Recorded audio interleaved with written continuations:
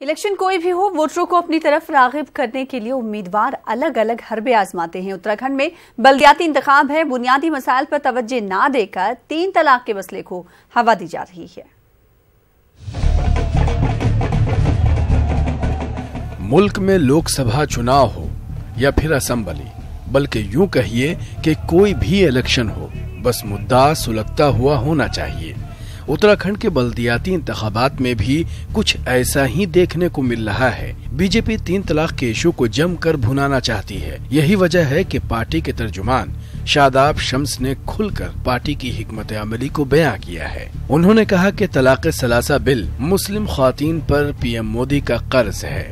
3 तलाक के ऊपर जो कर्ज चढ़ा है कि एक बहुत बड़ी जो बिदत समाज के अंदर फैल गई थी, जिसे इस्लाम ने तलाक बिदत करार दिया था, जिस इस्लाम के बारे में कहा गया था कि 3 तलाक याद रहे और 100 कोड़े भूल गए। जो 100 कोड़े इस्लाम के मानने वाले भूल गए थे, उन 100 कोड़ों को याद दिलाने का काम माननीय मोदी जी ने किया। मुझे लगता है उन 3 तलाक के बदले मेरी बहनें वो कर्ज उतारने का काम भी शायद इस चुनाव में और 2019 में जरूर करेंगी।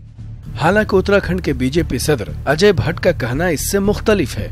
उनका कहना है कि तलाक सलासा बिल मुस्लिम औरतों पर न कर्ज है और न ही फर्ज।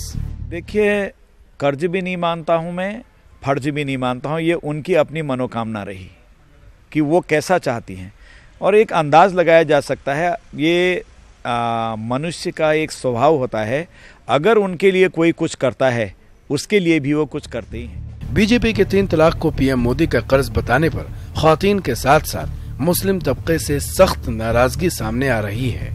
जो ट्रिपल तलाक और हलाला को लेके ये बात करते हैं, मेरा तो ये मानना है कि सबसे पहले ये देखा जाए कि मुस्लिम औरतें जो हैं वो कितना अफेक्टेड हैं, है ना। ऐसा नहीं है कि सारी औरतों के साथ ही प्रॉब्लम है।